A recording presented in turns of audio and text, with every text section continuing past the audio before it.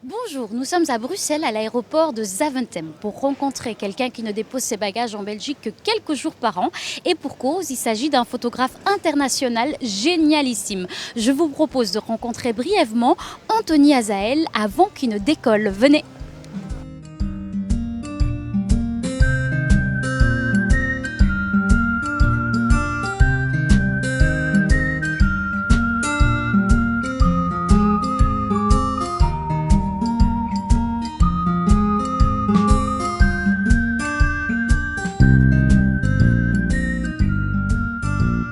Anthony Azael, bonjour. Bonjour Véronica.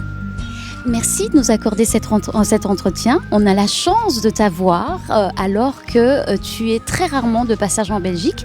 Tu fais partie des rares personnes à avoir visité les 193 États membres des Nations Unies.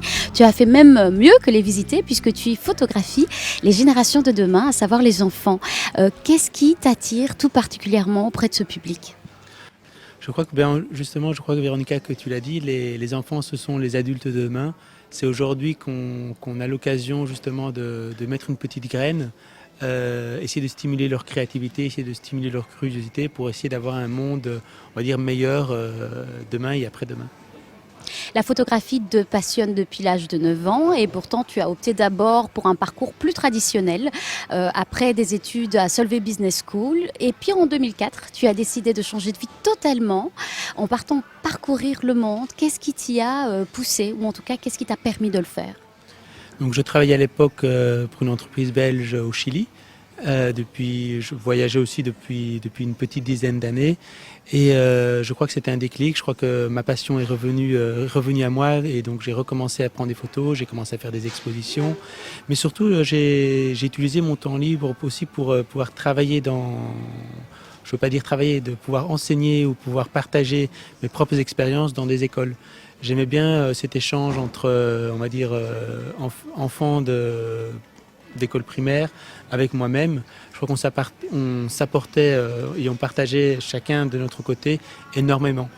Et donc, c'est pas comme si un jour on se lève un matin et on se dit bon, on va changer de vie. Je crois que c'est plus une évolution qui s'est créée lors de nombreuses années. Et un jour, on se dit oui, maintenant, si on veut faire quelque chose de formel, réellement pouvoir aider son prochain, on décide de mettre tout de côté et on commence. Tu es un photographe international de renom qui a d'ailleurs été primé plusieurs fois. Et puis il y a quelques années, tu as décidé de créer une association sans but lucratif qui s'appelle Art in All of Us. Association qui est basée à Bruxelles mais aussi à New York. Quel est son but ? Donc le but, c'est vraiment de promouvoir et de stimuler la créativité des enfants, stimuler aussi leur curiosité de l'autre, afin qu'au lieu on va dire, d'avoir peur de l'autre, qu'on fait un pas vers l'autre, un pas en avant, au lieu de faire un pas en arrière et avoir peur de l'autre. Donc vraiment stimuler cette curiosité, stimuler cette créativité, promouvoir la tolérance, promouvoir les échanges culturels dans les écoles. On aurait donc de l'art en chacun de nous. Est-ce que le fait de l'exprimer permet aux enfants d'améliorer l'estime qu'ils ont d'eux ? Bien sûr, je crois que l'art, c'est un langage universel qui est parlé par chacun d'entre nous. Si on dessine, on va dire, une maison, que ce soit au Japon, au Brésil, à Madagascar ou en Ukraine, tout le monde comprendra ce qu'on dessine. Et c'est vraiment un langage aujourd'hui universel et ça permet de rapprocher les enfants. Ils arrivent à parler l'un avec l'autre, utilisant à chaque fois l'art, que ce soit le dessin, la peinture, la photo, la sculpture, le recyclage, relativement facilement. Langage universel, donc la seule langue au monde, j'ai envie de dire, que toute la civilisation comprend, même avant l'anglais. Et donc, qu'est-ce qui, à tes yeux, rassemble tous ces enfants en plus de l'art ? Parce qu'on sait que malheureusement, il y a aussi des différences. Mais qu'est-ce qui les rassemble aussi ? Je crois qu'aujourd'hui, sur l'entièreté des enfants que j'ai rencontrés, ils ont un point commun, c'est leur rêve. Je crois qu'ils ont 3 rêves qui sont ancrés en eux, peu importe où qu'ils soient nés. D'abord, c'est le rêve, on va dire, d'être aimé par leurs parents, ce qui est normal, je dirais. Le rêve de pouvoir jouer tout le temps. Et le 3e rêve, je dirais presque malheureusement, c'est le rêve de grandir assez vite. Ils ont envie de grandir, d'être grands, de pouvoir avoir aussi une certaine confiance en soi et pouvoir faire des choses que les grands, nous adultes, pouvons faire. Donc ces trois rêves-là, on les retrouve dans chacune des cultures, chacune des civilisations que j'ai eu la chance de rencontrer. Et l'art leur permet donc de continuer à rêver, j'imagine. Et de s'exprimer. Je crois qu'on ne donne pas suffisamment la chance aux enfants de pouvoir s'exprimer. On les considère trop petits ou pas aptes pardon, à pouvoir s'exprimer. Et l'art est un moyen différent pour eux de pouvoir s'exprimer. On sait malheureusement que les chiffres de malnutrition dans le monde continuent à augmenter. Quels sont malgré tout les constats encourageants que tu as pu observer à travers toutes ces populations? On sent notamment un certain espoir à travers tes photos. C'est ce que j'ai justement envie de montrer, c'est vraiment non seulement de l'espoir, mais aussi des sourires, de la positivité. Je crois que dans les médias d'aujourd'hui, malheureusement, on montre trop les aspects négatifs, mais il y a énormément de positifs à montrer, même dans les régions, on va dire, difficiles.